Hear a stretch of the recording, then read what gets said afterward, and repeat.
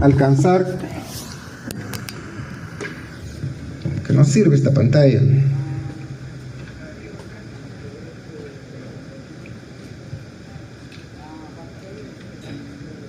Con 3 tal vez.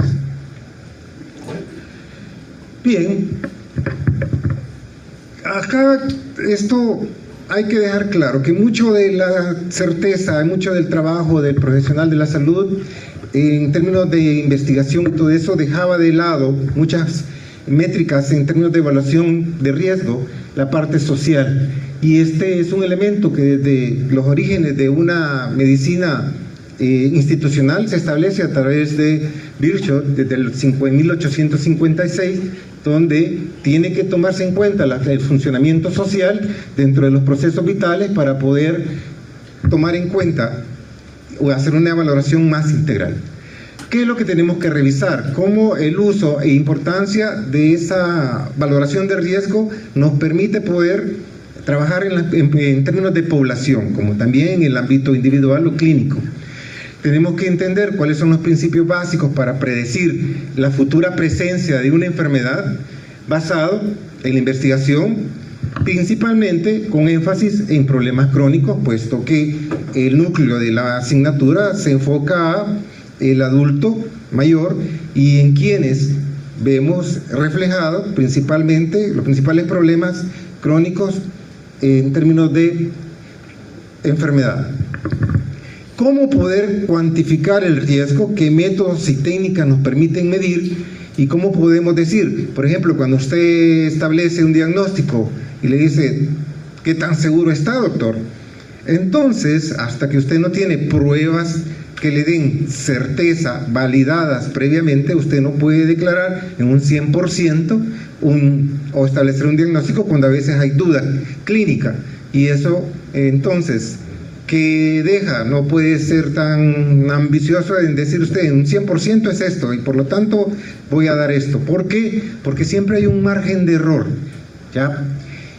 Entonces tenemos que ver y hablar de esos márgenes de error que existen en términos de diagnóstico y terapéutica, porque a veces un tratamiento se somete a investigación y que dicen que tiene una P de 0.001%, que significa que entre 100 personas a uno le puede resultar efectivo, y eso, a pesar de que es importante, pero no es lo suficientemente viable para poder tratar a una población. Principales factores de riesgo y que tenemos que tomar en cuenta y relacionarlos en términos de la enfermedad crónica. Tenemos que hablar un poco sobre cuáles son a este momento los principales factores que se toman en cuenta para poder medir y predecir el riesgo. ¿Cuáles son los objetivos al final? Se supone que interpretar esos principios en términos de predecir la existencia de una enfermedad. Identificar esas herramientas para poder detectar y también establecer la importancia de los factores de riesgo a evaluar y cómo estos pueden, a través de la intervención, poder disminuir o garantizar la existencia de una muerte prematura en términos de ustedes. Ya está de más decir cuántos de ustedes tienen familiares con antecedentes de cáncer, cuántos tienen antecedentes de diabetes, cuántos tienen antecedentes de hipertensión. Es más, ya más de algunos de ustedes es hipertenso y aún no lo sabe, ¿ya? O tiene, hoy que está de moda, resistencia a la insulina, ya sabe que es el preámbulo para sufrir de diabetes y todavía no lo sabe. A veces hemos hecho pruebas con otros años de estudios de riesgo, se han hecho una prueba rápida y sale con valores alterados, ¿no? ¿Qué significa eso? Que sería de hacer estudios ya un poco más organizados para poder establecer si o no tienen esa tendencia ya, o ya prácticamente están a las puertas de una diabetes tipo 2. Y es bastante frecuente, ¿no? De hecho, quiero ver, el año pasado tengo un grupo en una evaluación rápida de una práctica clínica y en una práctica de clase, ya 3 tenían diabetes un par de hipertensos con valores bien altos, o sea que ustedes van a morir tempranamente. No hay de otra. Imagínense, las muertes prematuras por enfermedades no transmisibles ya hoy están al margen de los 40, o sea que ustedes van a salir con la especialidad a los 35 y a los 40 se mueren. Un buen esfuerzo. Entonces es necesario que tomemos en cuenta que esas condiciones no solo aplica para toda la población. Tenemos que entender que si bien es cierto las condiciones económicas, sociales han considerado una mejora, pero esa mejora es relativa en la medida que ciertos patrones genéticos, sexuales, biológicos y la sociedad misma y los servicios de salud juegan un rol importante, lo que ustedes ya conocen como las famosas determinantes sociales de la salud y la enfermedad. Entonces, en base a esa causalidad que después se transformó en riesgo, se habla de factores de riesgo. Ahora bien, el abordaje de ese enfoque de riesgo considera elementos tanto preventivos como de promoción de la salud, como también de orden asistencial, ¿ya? Y esto permite que hoy en día, en términos de salud pública, sea de suma importancia valorar esas intervenciones. ¿Por qué unos van a morir antes que otros? ¿Por qué a otros, en ciertas poblaciones, de acuerdo a ciertas características, la enfermedad se manifiesta peor o no tan peor como en ciertos casos? No es una simple coincidencia, no es un simple capricho del destino, ya está establecido por patrones matemáticos, ¿ya? Algoritmos que establecen por qué en ciertas personas. ¿Y en qué se basa esa diferencia principal? Que estos factores de riesgo están sustentados en las famosas determinantes de la salud. Es un modelo que ustedes ya lo han explicado y lo han abordado en diferentes contextos, sabiendo que hay determinantes estructurales, determinantes intermedios y proximales. Los intermedios son los que generan desigualdad en términos de salud, lo que hace más profundo las disparidades en términos de salud y enfermedad. Bien, ¿cómo se ve un paciente con alto riesgo de enfermedad cardiovascular, que es una de las principales causas de muerte a nivel mundial? Considerando eso,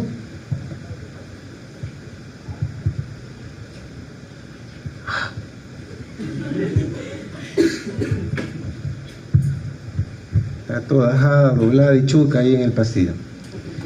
Entonces, ¿cómo lo ven? No solo el hecho de ser mayores, no solo el hecho de ver población adulta, significa que son las únicas que van a sufrir de enfermedad cardiovascular.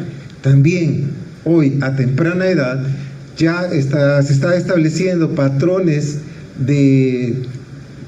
clínicos que se está manifestando. Por ejemplo, ahora las calculadoras de riesgo, que eso va a ser un tema muy importante para la siguiente reunión, ya no esperamos a los 40, sí, se transformó, a los 40, 50, ahora hay calculadoras de riesgo que empiezan a contar a partir de los 30 años.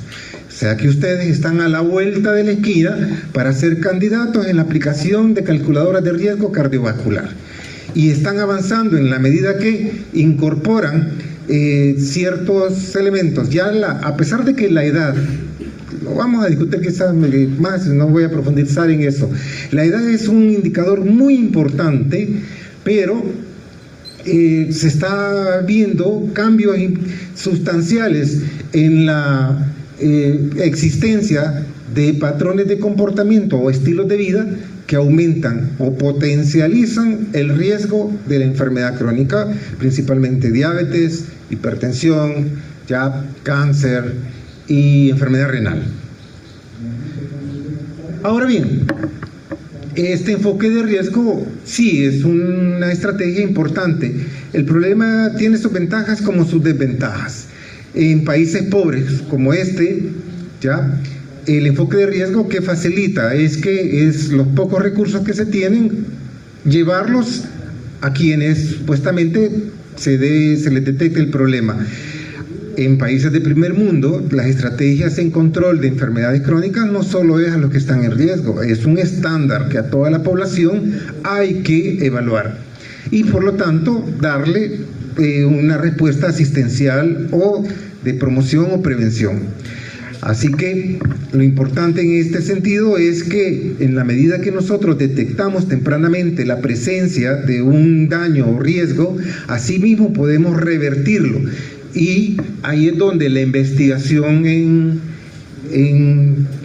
investigación científica, y traigo unos estudios para demostrarles que no es un simple capricho de que alguien cambie o que diga el estilo de vida tiene que cambiar en términos sino que hay estudios en el primer nivel, de hecho, no tanto hospitalarios, sino que en el primer nivel, que han demostrado con evidencia científica suficiente que ciertos patrones son los que deben de modificar.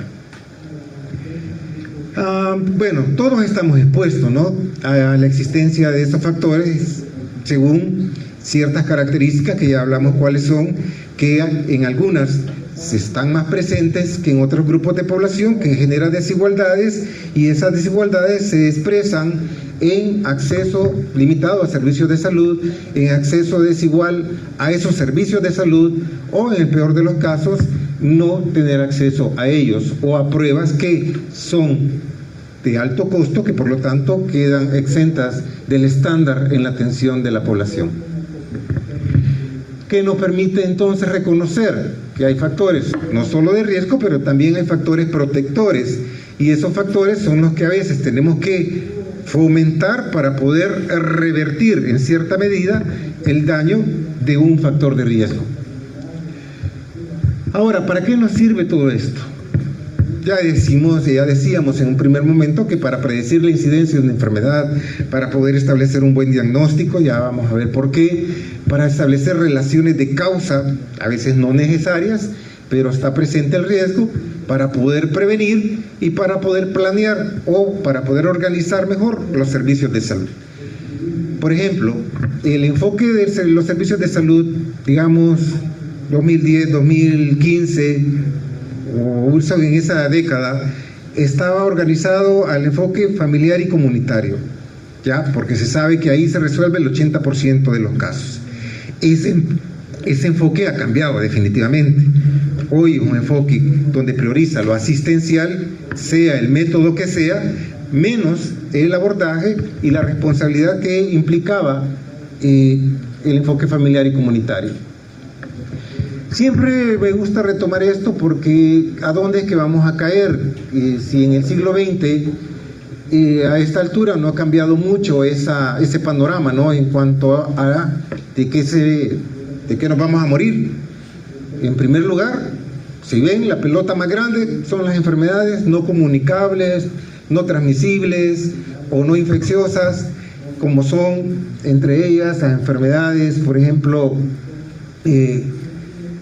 mentales, la diabetes, por ahí está la hipertensión arterial, enfermedades digestivas, y dentro de estas, la primera, la enfermedad cardiovascular, donde está el infarto, donde está la enfermedad isquémica, ¿ya?, y otras, el ictus, que generalmente son los que concentran en gran medida las causas de muerte del siglo XX.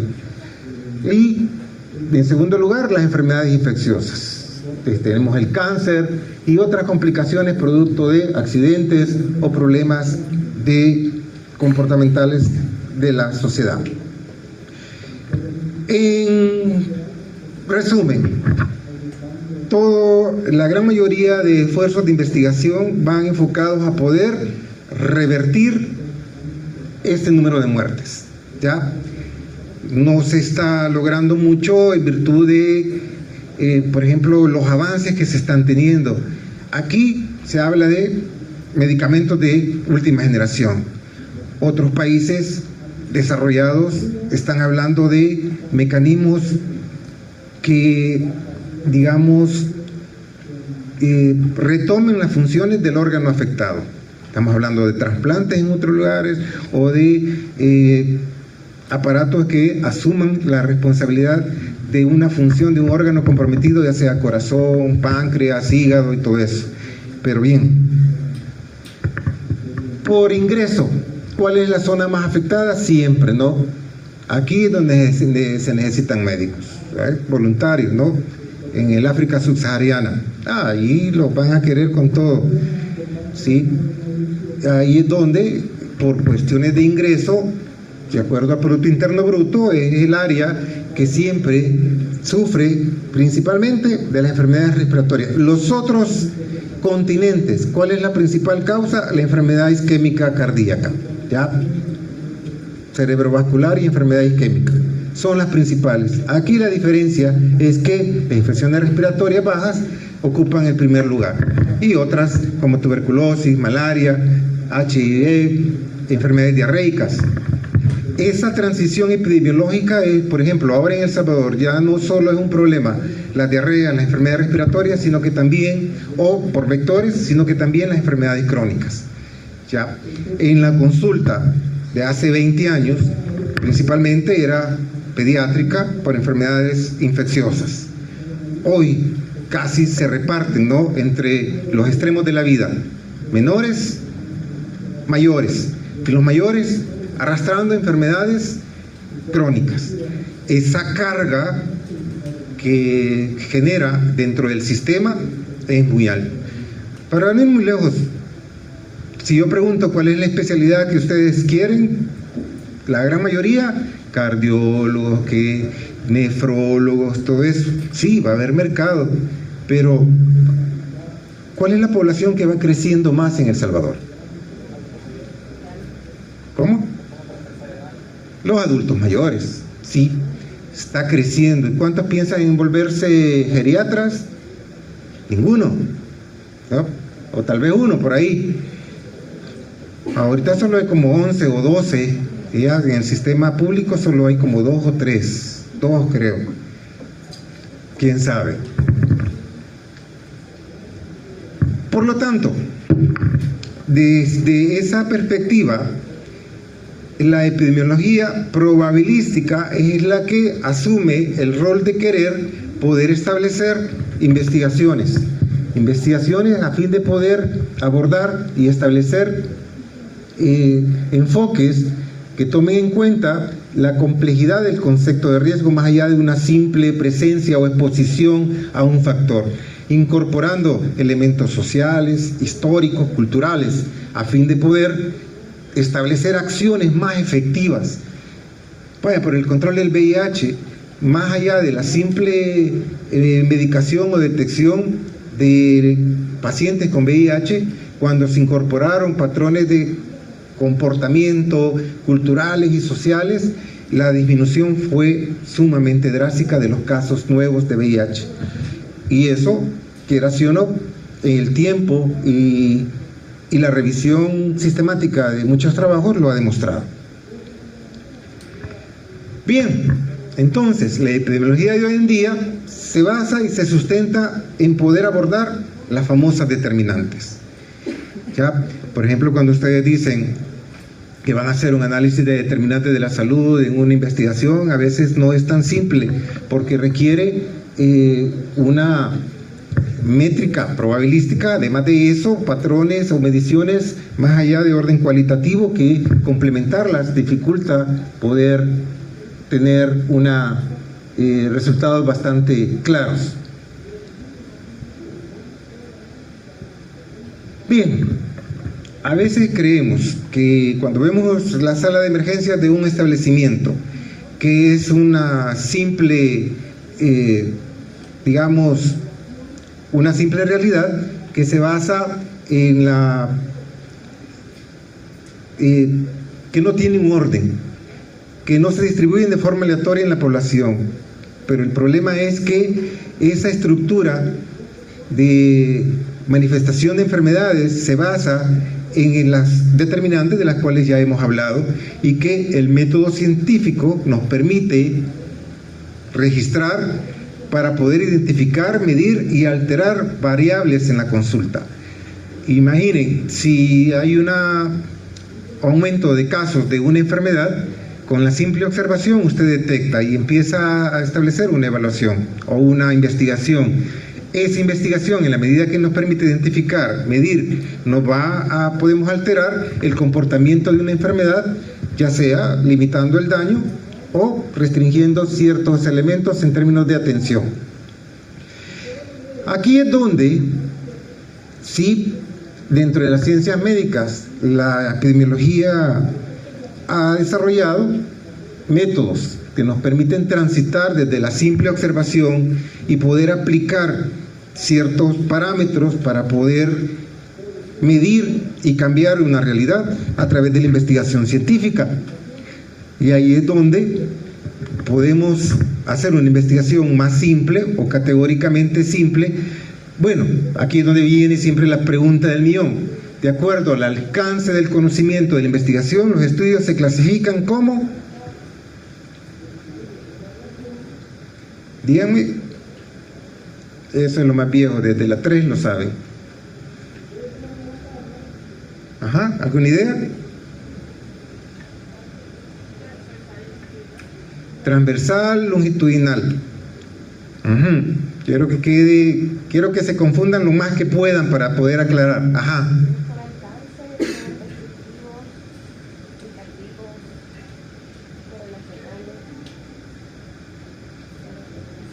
Muy bien, creo que es lo más cercano por el alcance del conocimiento, sí, empezando por exploratorios, descriptivos, correlativos y explicativos. ¿Ya? Es transitar desde una simple observación hasta establecer causa-efecto. Bueno, entonces, eso es en función del alcance, pero de ahí, por ejemplo, su compañera dijo transversales, también dijo otro término. ¿Qué otra clasificación han escuchado? Por su duración en el tiempo se clasifican como longitudinales y transversales. ¿Qué más? ¿Qué otra palabra han escuchado en términos de tipología? Diga. Por su naturaleza los clasifica como cualitativo, cuantitativo, perfecto.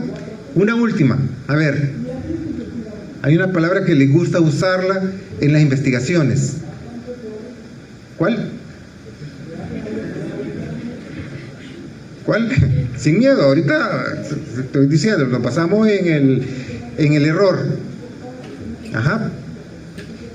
Hablan de prospectivos retrospectivos.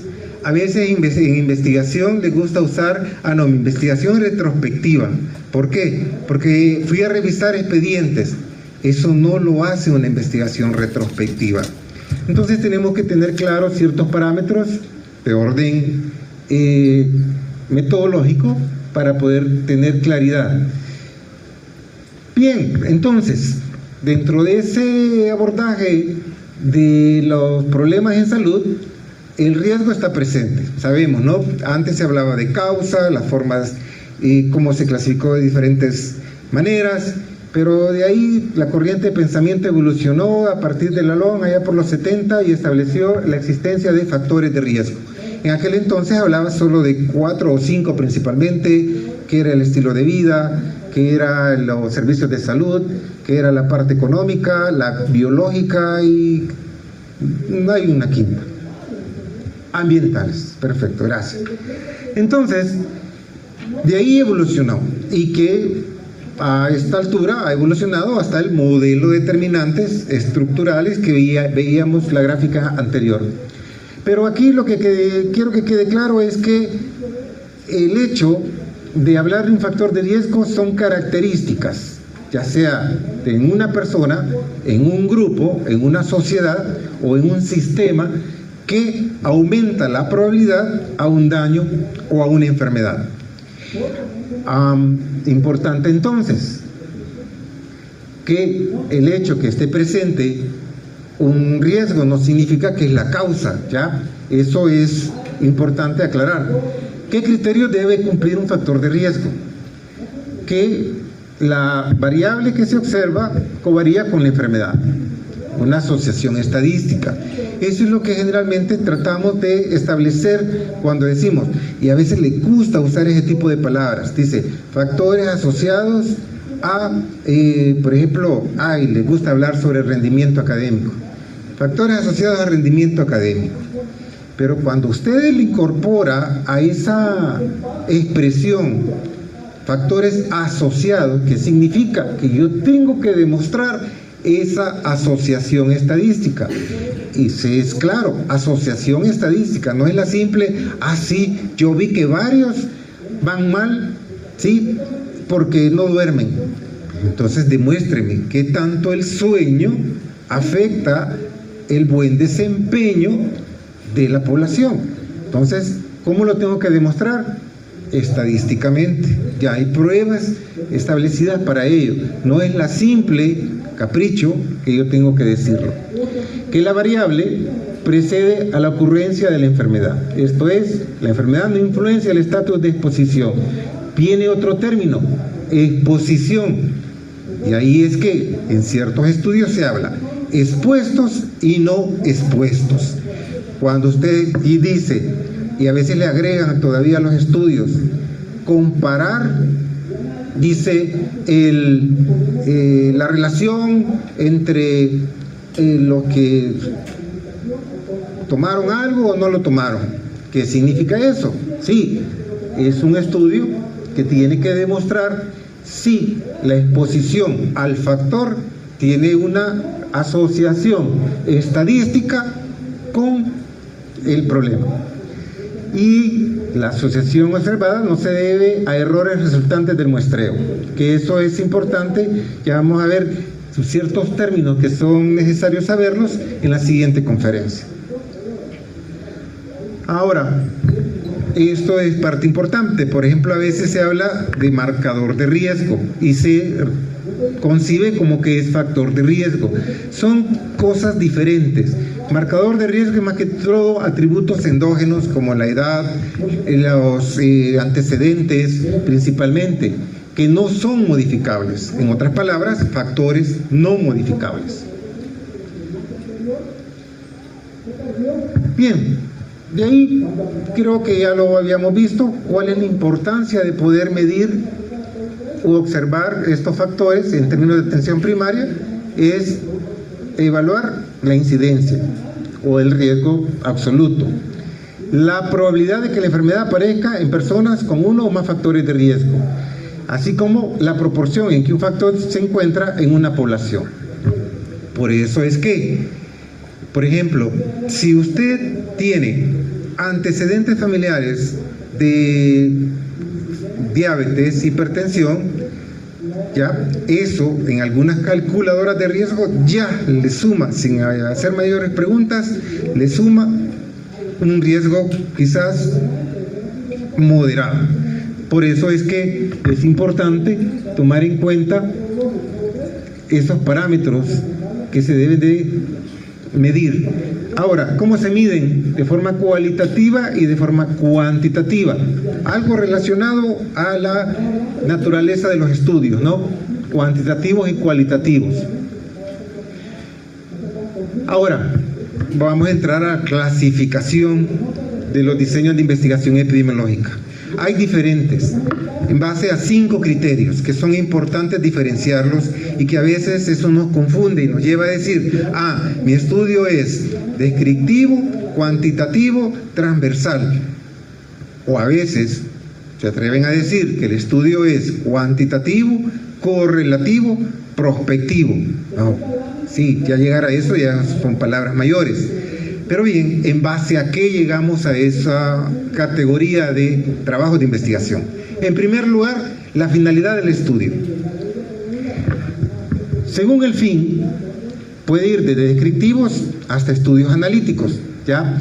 Los descriptivos ya ustedes se lo saben de pe a pa, porque la gran mayoría de sus trabajos se quedan en el orden descriptivo, ¿ya? Que es, nada más observan, registran y detallan la frecuencia, la distribución y tendencia de un evento en relación persona, lugar y tiempo. Caracteriza una situación, un riesgo o también ciertas condiciones que nos permite establecer hipótesis. A veces en un estudio descriptivo dicen, no hay que hacer hipótesis, Sampieri lo deja en dos condiciones. Puede ser que sí, puede ser que no. Es mejor declararla, aunque sea una hipótesis simple, es decir, o una afirmación o una negación, hasta ahí, sin llegar a declarar relación. Generalmente, no sé, pero como que ya lo llevan en la cabecita de que tienen que buscar relaciones, y siempre, a pesar de que el título es descriptivo, la hipótesis la declaran correlativa. Ahora, desde lo más sencillo, según la finalidad, hasta lo más complicado, los estudios analíticos. Aquí ya tengo que inferir relaciones o causa y efecto.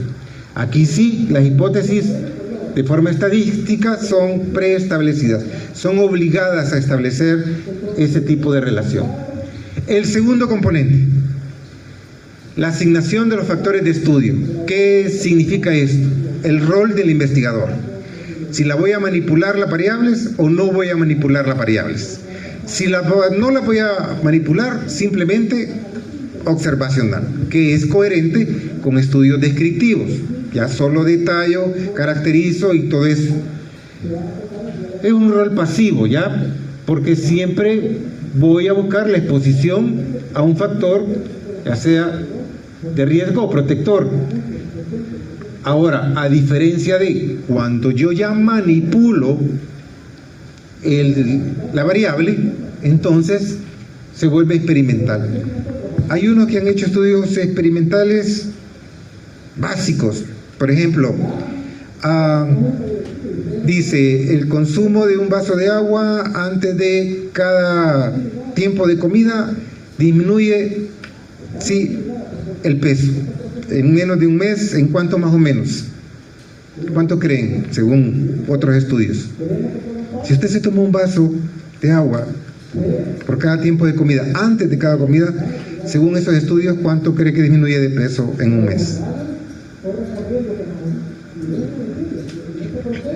Las mujeres que se someten más a ese tipo de castigo, ¿algo han escuchado o leído? ¿Cuánto? ¿3 qué? ¿Kilos? Hablan de 5 libras más o menos, ¿ya? 5 libras. Y sí, hubo un grupo acá que dijo, lo voy a hacer, ¿ya?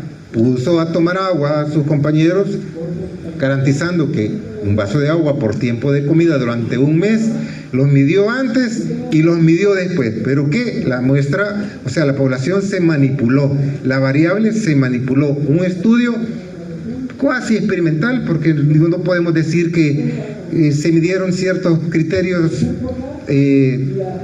más que todo se concentró en criterios antropométricos, no metabólicos ni nada de eso. Pero sí demostraron que hubo una baja promedio de peso en la población que consumió agua simple, ¿ya? Ahora no se diga si eso se vuelve sistemático en el tiempo o como un comportamiento de vida, pero un estudio experimental simple, sencillo, y se logró demostrar estadísticamente en base a la población que se sometió. En tercer lugar, en el tiempo, de ahí es donde viene la palabra transversal y longitudinal.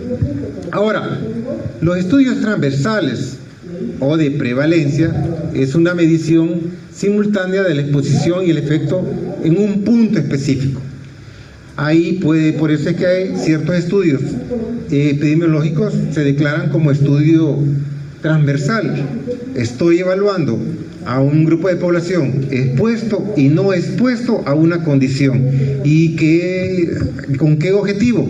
Para establecer si la exposición a un factor genera o tiene una relación con una enfermedad. Podríamos hablar, por ejemplo, de... por ejemplo, si vamos a un cafetín de esos de acá de la facultad, ¿cuántos podríamos decir? ¿Cuántos se exponen a agentes parasitarios o infecciosos con el ingreso de comida, con lo que compran? Entonces puede ser que 30 vayan, 30 no vayan, es decir, que 30 se expusieron, 30 no se expusieron, y de ellos cuántos tuvieron diarrea en un mes. Ya, entonces saber si el hecho de estar expuesto a una comida contaminada de tal lugar tiene relación con o incrementa la probabilidad de sufrir un proceso diarreico. Simple, pero es transversal, en el tiempo solo una vez. Ahora, ¿cuándo son longitudinales? Cuando en el tiempo yo le doy seguimiento ya más de 1, 2, 3, 4 veces en evaluar o en medir la variable. Por eso es que los estudios longitudinales, ahí es donde se vuelven prospectivos o retrospectivos. Estudios transversales no pueden ser prospectivos y retrospectivos. En atención primaria son estos estudios la principal herramienta para un diagnóstico comunitario. Y las cohortes, la historia natural de la enfermedad, pero los transversales más que todo en APS. Los de cohorte más que todo a nivel hospitalario, ¿ya? Porque tiene grupos de casos y controles que usted puede tomar en cuenta. El cuarto parámetro, con la cronología de los hechos, aquí viene prospectivo, retrospectivo. Y otros autores le incorporan diseños retroprospectivos, es decir, una combinación, el antes, durante y después. Aquí, prospectivo si se inicia antes de que ocurra el evento de interés. Este tipo de estudios llevan casi más de un año mínimo, en donde usted le da seguimiento a la población. Los estudios, de hecho, que un par de ellos son estudios durante 25 años, son estudios de 10 años, mínimo 5 años, ¿ya? Y dan resultados importantes en términos de riesgo y beneficio. Y por último, según la unidad de análisis, en ecológicos o en individuos, serie de casos, principalmente ecológicos, cuando llevan un enfoque poblacional, un enfoque comunitario o clínico, por ejemplo, de 5 o 10 pacientes de un lugar basado en un grupo específico. Entonces, en función de eso es que se establece ya la mayoría de la clasificación de los estudios entre descriptivos analíticos, observacional experimental, transversal longitudinal, prospectivo retrospectivo, individual poblacional. Precisión clínica, población es abordaje comunitario o en atención primaria. Ahora bien, cuando ustedes clasifiquen sus investigaciones, tienen que tomar en cuenta estos parámetros. ¿Para qué nos sirve entonces? Estudios de transversales o de prevalencia, ¿sí? Para medir prevalencia, para tomar una fotografía en el tiempo de un problema. Ahora, el tiempo ahí se vuelve una variante. Los casos y controles, entonces entra una palabra que empezaríamos a escuchar y tomar en cuenta, que es el odds ratio o razón de probabilidades, ¿ya? O razón de momios también llamado, y en cohortes riesgo relativo. Estos dos componentes como los vamos a desarrollar mejor en la siguiente reunión, si no se van a confundir más. Ahí vamos a construir las tablas tetraédricas, ¿sí? Las de doble entrada o de contingencia también llamadas, que nos va a permitir saber y medir tanto el riesgo de la enfermedad o la probabilidad de sufrir la enfermedad, o la probabilidad de exposición a un factor que nos genere riesgo. Este para medir riesgo y este para medir la probabilidad de la enfermedad. Y esto es el número necesario a tratar, es para saber si una intervención es lo suficientemente efectiva para garantizar que una mayoría de la población sea beneficiada. O peor de los casos, a veces medicamento de última generación y empiezan a utilizarlo, y a veces ese medicamento, el número necesario a tratar es tan bajo que no garantiza que tenga beneficio para una gran cantidad de población, y eso es lo que puede generar errores.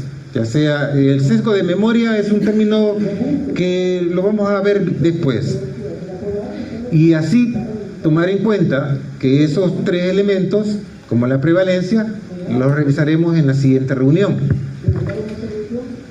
Ahora, vuelvo a mencionar aquí estas métricas de riesgo relativo, o RREAD, y riesgo atribuible, que miden la fuerza biológica de la relación causal. Un riesgo relativo, vamos a interpretar también cómo se establecen los valores para poder decir si es un factor de riesgo, si no es factor de riesgo o es un factor protector. Y es una métrica importante. Por ejemplo, ya en clínica creo que los ponen a leer investigaciones, creo, o los tendrán que poner a leer si es que, o cuando quieran ir a examinarse al ENAF, ya les van a poner también a leer investigaciones, y tendrían entonces más o menos, ya tendrían que tener una idea de qué significa todo esto, pues porque se supone que es parte de un esfuerzo en establecer evidencia científica, ¿ya? Que es la categoría del conocimiento que hoy establece, que hay diferentes niveles, ¿no? Y entonces los estudios se distribuyen según ese nivel de evidencia científica. Los que están en la base son los descriptivos, los que están en el ápice de la pirámide son los ensayos clínicos.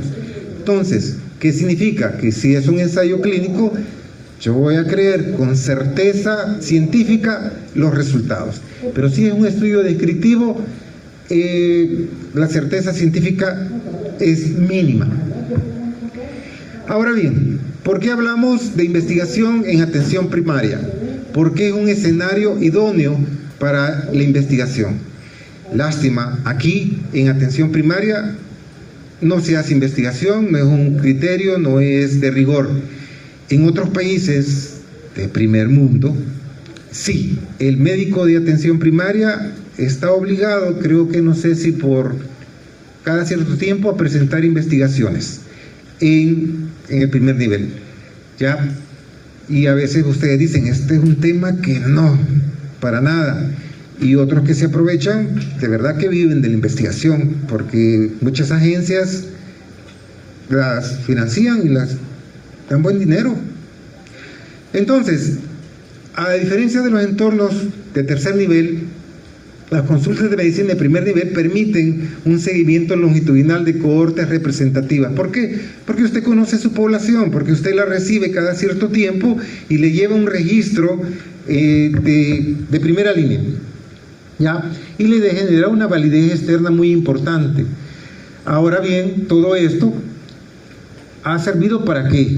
Para poder establecer pautas de prevención y tratamiento que se vuelven más efectivas de lo que tradicionalmente podríamos considerar básico en la atención primaria. Y aquí es donde sí se debe de hacer investigación en la atención primaria, como también en el entorno hospitalario. En el entorno hospitalario, más que todo aquellos que se van a hacer residentes, llama la atención, pero durante los 3 años tienen que hacer una investigación. Y son investigaciones que me he atrevido a leer un par de ellas, que a veces, no sé, quizás por eso no avanzamos mucho en términos de iniciativas terapéuticas, porque son investigaciones que no tienen mayor relevancia, y a veces con 5 pacientes, con 10 pacientes, y el gran hallazgo fue, y yo digo, pues, todas, yo me voy en cuenta, porque no hacemos investigaciones significativas en términos de generar conocimiento nuevo, simplemente repetimos patrones, tratamientos, terapéuticas que han sido aprobadas en otros escenarios. Así que aquellos ya que les tengan la iniciativa de, o si, bueno, en el residentado ni tiempo les queda para poder hacer investigaciones que generen, que sean, porque requiere tiempo, requiere mucho tiempo, y pobres a lo más que llegan pues a sobrevivir. La medicina familiar entonces, o la medicina de primer nivel, permite generar evidencia de un contexto real sin sesgos de selección, transformando las guías clínicas. ¿Por qué sin sesgos de selección? Porque usted tiene una gran población, ¿ya? Usted sabe que dentro de esa población llega de todo, y entonces usted no establece límites en términos de selección. A diferencia de un hospital, en el entorno hospitalario, usted ya sabe que en ese servicio van a haber 10, 15 pacientes que vienen por una misma condición. No tiene para dónde, ya se los dan. Entonces, con ellos hace investigación y puede existir mayor error. Por eso, en el ámbito clínico, el rigor metodológico aumenta drásticamente. Porque si usted va a generar un lineamiento o un conocimiento, tiene que ser sumamente validado. Ahora, en términos reales, entonces, ¿para qué sirve investigar? Lo que decía al principio, mucho de lo que hoy hacemos se basa en pautas terapéuticas o preventivas establecidas en otros escenarios, principalmente europeos, norteamericanos. En el sur hay investigaciones, pero generalmente no suben. Allá arriba tienen mayor capacidad de poder difundir, ¿ya? Por eso ahora los medios de comunicación o las fuentes de comunicación se vuelven vitales en poder difundir conocimiento. Ahora, ¿qué es esto? Ahora imagínense, un estudio de 25 años que empezó allá por el 68 con 46,000 mujeres. ¿Por qué hoy las mujeres usan la anticoncepción con mayor seguridad? ¿Ya? Y aún así ustedes dicen, tengo miedo de... Imagínate, ¿cuál es el primer miedo cuando usa anticoncepción? Se va a hinchar. Sí, en algunos casos funciona bonito, pero en otros no. ¿Y quién sufre? Claro, la paciente. Entonces, ¿por qué ahora se usa con mayor rango de seguridad? Porque con esa investigación, que duró 25 años, se llegó a establecer que el riesgo cardiovascular del uso de anticonceptivos orales desaparece completamente y de forma progresiva a los 10 años de haber suspendido el tratamiento. O sea que, si usted deja de tomar anticoncepción oral cuando ya quiera salir embarazada, ya por los 35, 40, cuando haya terminado la especialidad, digo, o lo va a hacer antes. ¿A qué edad quiere salir embarazada? Algo normal, ¿y por qué se asusta? Ajá. Y ella dice, pregúntele primero si quiere. No, si tiene con quién salir embarazada. Bueno, ¿quiere salir embarazada? ¿Sí o no? Sí, probablemente sí. ¿A qué edad? Después del residentado. Allá por los 35. No, ahora han acortado los tiempos. Digamos que sale a los 25, 26. ¿Cuántos años tiene ahorita? ¿Cuánto? 22. Qué chiquita. 22, bueno, ahí estamos en cuarto, 22, 23, 24, 25, va a salir a los 26, 3, 4, 5 años de especialidad, 26, 30, 31, 32 años por ahí más o menos, ¿ya? Entonces, mientras tanto, ¿qué? Anticoncepción, ¿no? Para evitar cualquier inconveniente. Entonces, hay que suspenderlo, dice, a los 10 años, ya todos los efectos o el riesgo desaparece. Esta investigación evidenció de forma, digamos, significativa el incremento transitorio del riesgo de eventos cardiovasculares como tromboembolismo venoso, infarto de miocardio, ictus y neoplásicos, pues disminuyó, ¿ya? Además, establece factores protectores, ¿ya? El uso de anticoncepción oral reduce a la mitad la incidencia de artritis reumatoide, también de cáncer de ovario y endometrio. Esto transformó lo que hablábamos, la consejería reproductiva. Esto fue, creo que en el Reino Unido. En el Reino Unido se hizo esta investigación en el primer nivel y esos fueron los hallazgos. ¿Qué estableció esto? Que estableció los patrones en términos de consejería y terapéutica anticonceptiva. ¿Ya? No es un simple capricho. Ahora, ¿de por qué? ¿Qué más? El estudio APEAS, o Seguridad Primaria, en el 2008 en España, estudio de prevalencia y caracterización de eventos adversos en atención primaria. Ustedes saben que, bueno, en todos los ámbitos hay errores, ¿sí? Y hoy como que los errores se están viendo más seguido. Lamentablemente, bueno, los errores del médico, ¿a dónde están?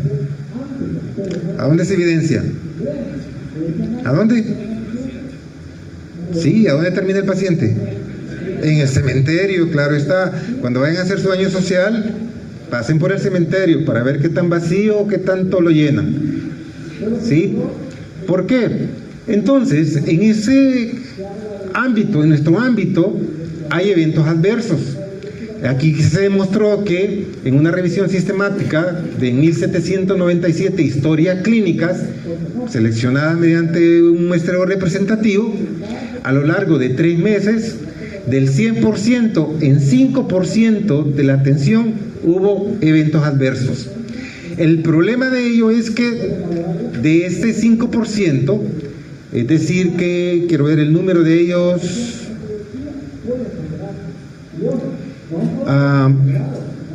no está, pero el 71,3 era evitable. ¿Ya? ¿Y cuáles fueron principalmente el nivel de daño? Según el nivel del daño, el 60 fue leve, el 30.9 moderado, pero estos moderados y graves ya implicó un tratamiento moderado cuando el tratamiento, ya sea ingreso o volver a abordar el problema, no duraba más de un mes, pero si duraba más de un mes, lo clasificaron como grave y el 7.4% fue grave. ¿De qué? De estos eventos adversos producto de la atención. ¿Quiénes sufrieron más problemas? Los pacientes mayores y las mujeres. ¿Problemas de qué tipo? De medicación. Errores en la prescripción, en el manejo de los efectos y en la dosificación. Por eso es que, por ejemplo, con los otros cuartos que he tenido o que han estado conmigo, a estas alturas, al menos comprender la importancia de la prescripción, ¿ya? Porque el hecho de generar una receta explica una gran responsabilidad y es el principal factor que se ve involucrado en estos eventos adversos dentro de la consulta, porque no sabemos dosificar, no sabemos prescribir. ¿Ya? ¿O ustedes ya saben prescribir? ¿Ya saben hacer una receta? No. Pues es importante que desde ya lo hagan, porque para la familia ustedes son ya los doctores y doctores, ¿no? Recetame algo, si no, recetame algo, ¿qué voy a tomar? Y digo, espérame, le voy a preguntar a ChatGPT. Y ese es el problema, la IA no resuelve muchas cosas que a veces son importantes aprenderlas en el contexto de la atención. Y ahí es que ahora es bastante importante hacer una revisión o una investigación, por ejemplo, de la telemedicina, ¿no? Como herramienta dentro de los procesos de atención hoy en día. Porque, ¿qué tanto esos eventos adversos disminuyen o aumentan en virtud de la virtualidad? Otro trabajo importante es esto, ¿ya? Esto es creo que, en el Reino Unido siempre, un ensayo clínico, en donde era en función de la diabetes mellitus tipo 2, donde participaban personas con, en 1977, 23 centros clínicos con 5.102 pacientes con diagnóstico reciente de diabetes. Entonces aquí el efecto es que se le dio seguimiento, creo que durante 10 años o 4 años, pero lo importante aquí es que se encontraron que disminuyendo las cifras de hemoglobina glucosilada en un promedio de 9,9% en comparación con el tratamiento convencional basado en una simple dieta. Por eso es que muchos hoy sustentan el uso de la intervención o la hemoglobina glucosilada como un indicador importante para ver el resultado de una intervención a evitar complicaciones microvasculares de la diabetes tipo 2, como es la neuropatía, la nefropatía, ¿ya? Y la retinopatía. Entonces se disminuyó en un 25% esas complicaciones en esas tres áreas, principalmente debido a un control glucémico intensivo temprano. ¿Qué significa esto? Que en la medida que un paciente a temprana edad establece usted una intervención a fin de poder controlar la diabetes, disminuye entonces las complicaciones microvasculares de ese paciente. Y ahí es donde entra la metformina y que se consolida como la terapia de primera línea en la guía de práctica clínica internacional. ¿Ya? Entonces, se reconoce un aporte importante en la terapéutica y control de la enfermedad diabética. Así también es otro estudio entre pacientes normoglucémicos y prediabéticos en cuanto a qué tanto llegaban a diabetes según el control de ciertos factores. Aquí identificó que los factores basales asociados de forma independiente con un incremento significativo de riesgo de progresar hacia diabetes activa, esos antecedentes familiares fueron importantes, la coexistencia de criterios de prediabetes, la hipertensión arterial, los niveles bajos de colesterol HDL y la obesidad abdominal, que esto sentó las bases para lo que después se tomaría en cuenta como síndrome metabólico y que hoy ha cambiado también su definición. Pero, de nuevo, insistir de que la investigación en atención primaria es lo que generalmente ha establecido las pautas de manejo y tratamiento del médico de hoy en día y que por lo tanto debemos de darle la importancia que merece en fin de poder controlar esos patrones que generarían mayor efectividad en las intervenciones de salud. Este es Predimed, que es esto es de la dieta mediterránea, ¿no? La prevención de la diabetes según dieta mediterránea. El 30% hubo una reducción absoluta en eventos cardiovasculares mayores en la medida que había una dieta basada en el patrón de consumo de dieta mediterránea. El 31% hubo una disminución en la incidencia de diabetes mellitus tipo 2. ¿Qué implicó esto?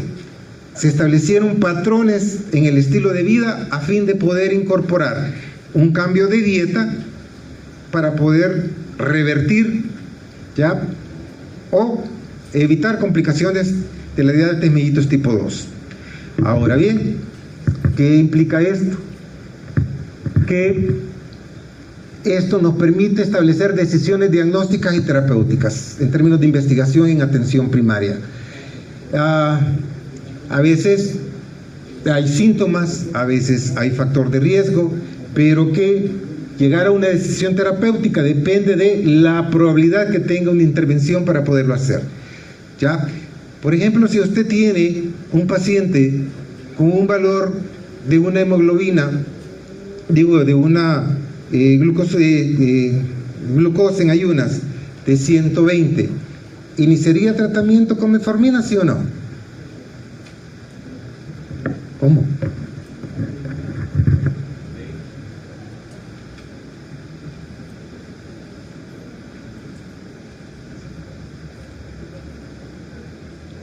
¿Podría empezar con cambios en el estilo de vida? Podría decirse que sí. ¿Cuánto tiempo esperaría? 3 meses, probable, importante, para después entonces, si no hay un cambio significativo, ya con la hemoglobina glucosilada. ¿Cuál es el rango de la hemoglobina glucosilada para prediabetes? Ya tendrían que saberlo. ¿Cuánto?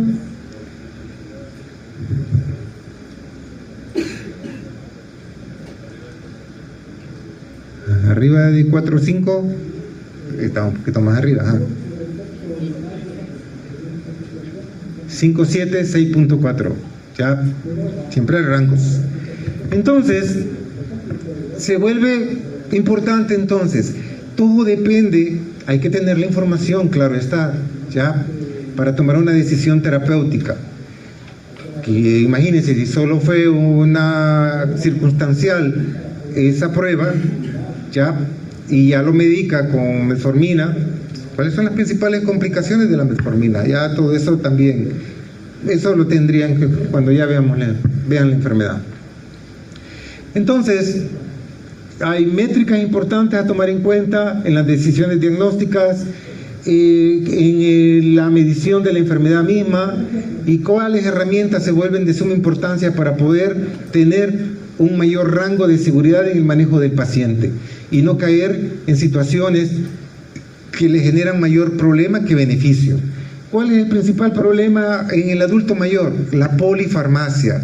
Paciente que tiene de tratamiento para diabetes, tratamiento para hipertensión, tratamiento para la dislipidemia, tratamiento para la demencia, ya, o deterioro cognitivo, y todo eso, ¿en qué medida se vuelve apropiado o iatrogenia?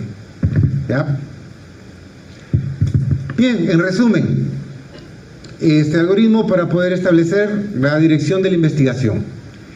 El investigador asigna participantes que van a estar o no expuestos al factor de estudio, sí, experimental, si no, observacional. Los observacionales se dividen en analíticos y descriptivos. ¿En base a qué? Si hay un grupo de comparación. Si lo hay, es analítico.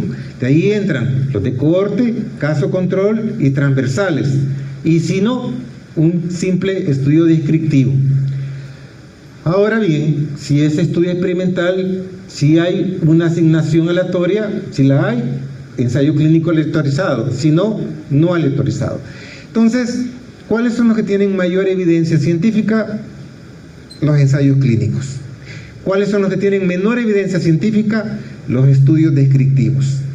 Entonces, así es como tenemos que organizar en nuestro pensamiento la dinámica y alcance de las investigaciones en el orden de poder establecer relaciones de causa, de efecto, de exposición o asociación en virtud de un riesgo.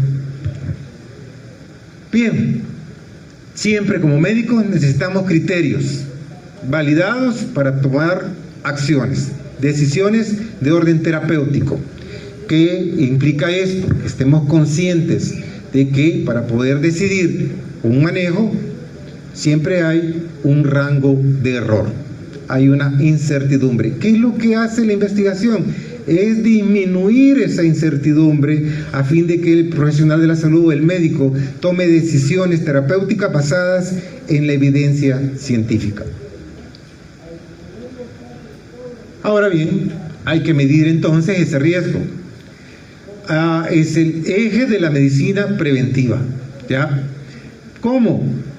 Puede ser a través de instrumentos ya validados, por ejemplo, la escala de Friedrich, por ejemplo, una calculadora de riesgo que ya están estandarizados, o podemos hacerlo de forma física con medidas, por ejemplo, antropométricas principalmente, o bioquímicamente con pruebas metabólicas como colesterol, triglicéridos, glicemia y todo eso. Ahora bien,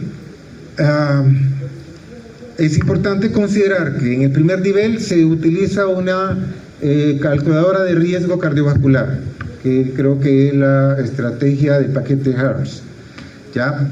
Y está Interchange también, pero estas tienen un punto de discusión, que creo que lo vamos a abordar más en la siguiente reunión. Ahora, matemáticamente hay que demostrar esa asociación como la presencia de la enfermedad.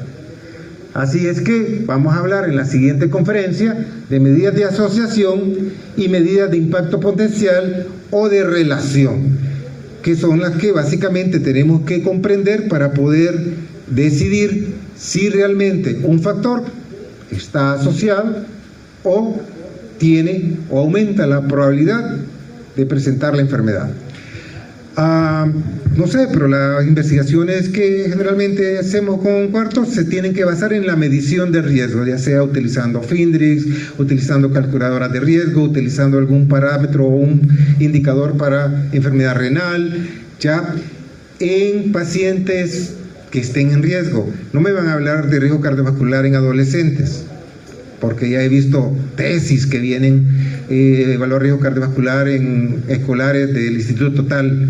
¿Cómo van a ponerse a evaluar eso en una población adolescente? Ya tienen que buscar población a los cuales la métrica o la calculadora establezca como criterios para su aplicación.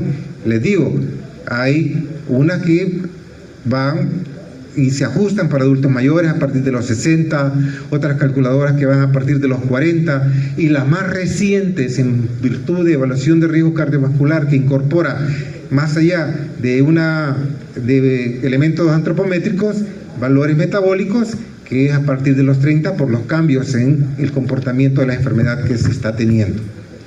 Bien,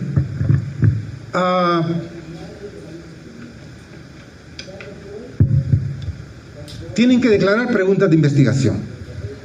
Decláreme de este lado, ¿quiere que pase una niña o un niño?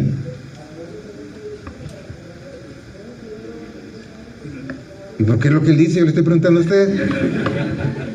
Un niño. Un niño. Usted cambió, usted dice un niño. Bien. ¿Qué color de ropa? Gris. Gris. ¿De atrás para adelante o de adelante para atrás? De adelante para atrás. Gris, niño. Ahí está, ya lo he escogido.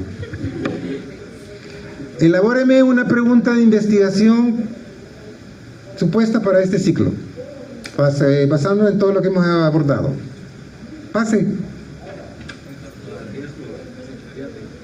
Como usted quiera. Una investigación aplicable a en el contexto que hemos hablado. ¿Niño o niña?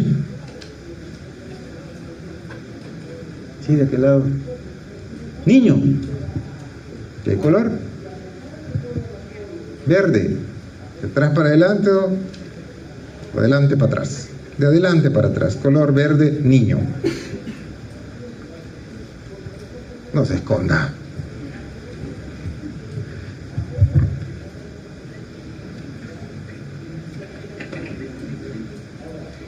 Y estaba tapando el polvo, no le alcanza la gabacha.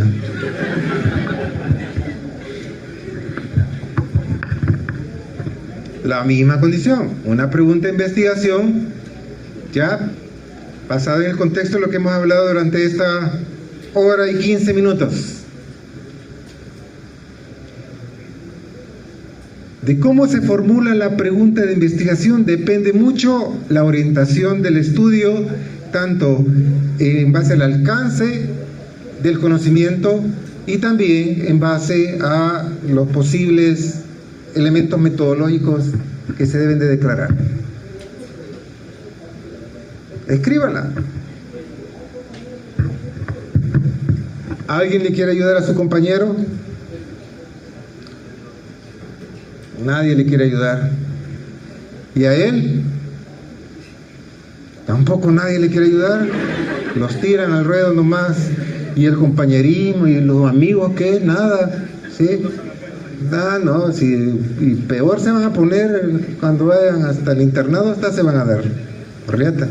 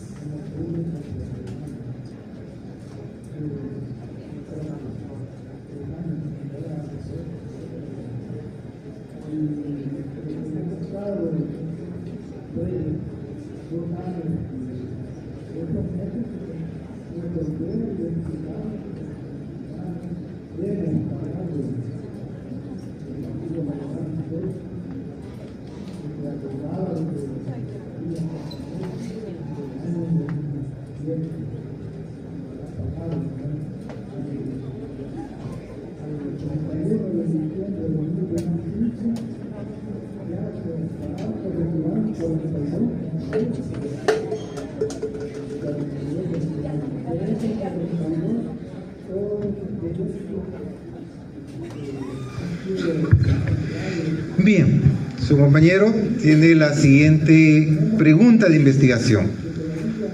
¿Cuál es la prevalencia de depresión, miro que en el adulto mayor? Prevalencia de depresión en el adulto mayor.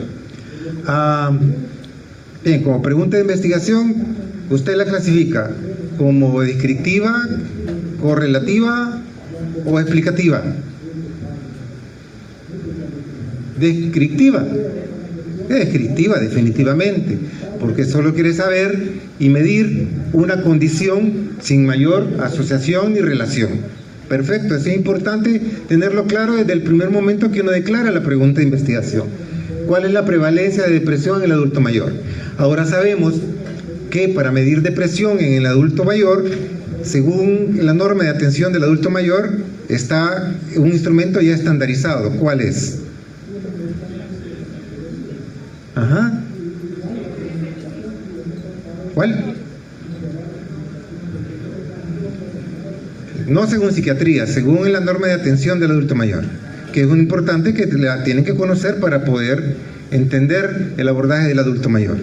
Porque en la evaluación integral del adulto mayor se desarrollan 10 métricas de evaluación que miden nutrición, que miden depresión, que miden, ¿cómo se llama? Capacidad funcional, deterioro cognitivo, también la ocular, auditiva y también la de incontinencia urinaria. ¿Ya? Son varias. Entonces, lo importante es que en la medida que, si ustedes van a hacer investigaciones, retomen esos instrumentos para que los sepan usar o entender, porque a la hora que les toque ir al primer nivel, tendrán que usar todas esas métricas para evaluar, hacer una evaluación integral del adulto mayor, que integrales entre comillas.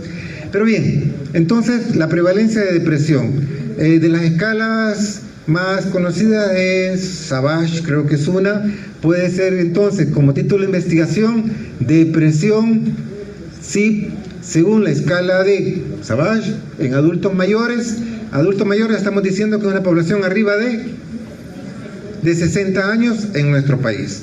Si van a Europa, 65 años. Entonces, depresión, según la escala de Savage, en adulto mayor de la comunidad tal o de tal lugar, en tal periodo. Pero sí, un buen inicio. Gracias. Veamos por acá. Esto lo voy a borrar aquí para que no quede ahí.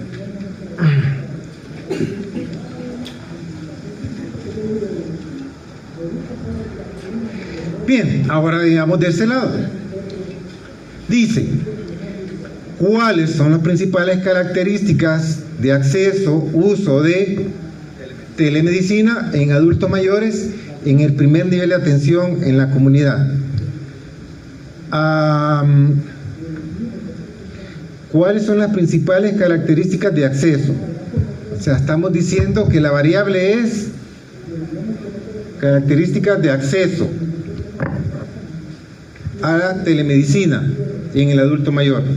Ahora, lo de primer nivel creo que no aplica porque esto es telemedicina, ¿ya? Eso es independiente de la condición médica según categorías de complejidad. Puede consultar cualquier patología según complejidad y de ahí lo derivan de acuerdo a. Pero principales características de acceso de adulto mayor. Ahora, ¿cuál es la condición que no se cumple como ya se cumplió? Allá están utilizando una métrica estandarizada que es una calculadora de medición de depresión, que ya está validada y estandarizada epidemiológicamente, estadísticamente, para poder medir una condición. Esa métrica ya tiene sensibilidad, especificidad y capacidad de detectar una condición. Ahora aquí no estamos usando ninguna métrica que nos permita poder aplicar lo de la medición de o exposición a un riesgo o a un daño, que es lo que debería de reflejar la investigación. Ahora, ¿qué significa esto? Yo podría decir entonces, adultos mayores, ¿qué más nos consultan los adultos mayores? Ya sabemos, hipertensión, diabetes, ya, o trastornos nutricionales principalmente, o deterioro cognitivo. Allá hablábamos de depresión.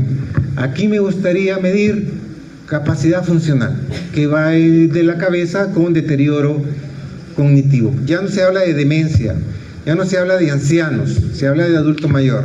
Hablar de ancianos, asilos, es edadismo, según las nuevas tendencias y actualizaciones dentro del abordaje del adulto mayor. No lo digo yo, ¿ya?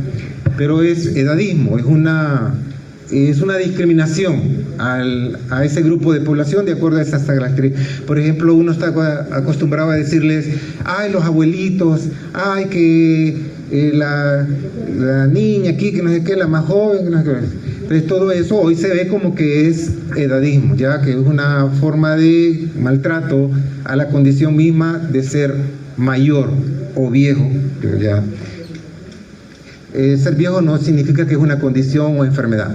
Bueno, cuando vean el tema de adulto mayor lo van a entender mejor. Entonces, aquí podría yo pensar mejor cuál es la capacidad funcional de los adultos mayores de tal lugar. Ahora, para medir capacidad funcional existe CATS, que es una métrica ya estandarizada también, que se usa dentro de la norma de atención.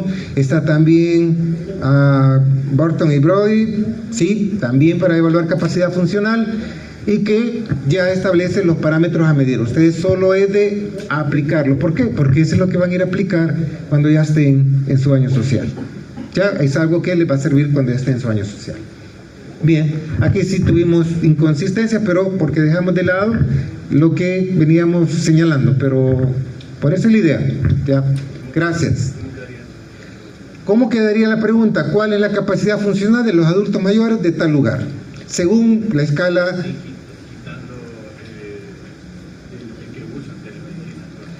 Yo tendría que quitar eso de telemedicina, no tendría que considerar telemedicina. Ahora, si yo quisiera evaluar, por ejemplo, tendría que evaluar riesgo-beneficio o de la telemedicina en el adulto mayor. Ahora yo tendría que, ahí sí me complicaría un poco más, porque yo tendría que crear indicadores lo suficientemente validados para que me garanticen que voy a medir riesgo-beneficio del uso de la telemedicina. Ahí ya prácticamente es un estudio que implica indicadores de efectividad, de calidad, de atención, de todo eso que tienen que señalar. ¿Ya han estado en una consulta de telemedicina? ¿O la han recibido o algo por el estilo? Hay un estándar que tiene, y ese estándar es el que se toma como parámetros, y en base a eso saber si cada uno de ellos dio un resultado en términos de calidad, efecto y todo eso. Pero es un poco más complicado, ¿ya? Ahora, si van a ir a telemedicina, qué bueno, pero no garantiza que. Lo que sí garantizo es que sí van a tener que medir capacidad funcional en el adulto mayor en el año social. Y para eso entonces usar el instrumento que ya está diseñado para eso. Ya, entonces ya lo conocen, ya saben cómo y todo eso. Algo que tengan que ocuparlo ya en su práctica. Gracias. Puede borrarlo. ¿Alguna pregunta o duda hasta acá? Ninguna. Bueno, les agradezco su atención. Nos vemos el siguiente viernes. Pasen buenas tardes.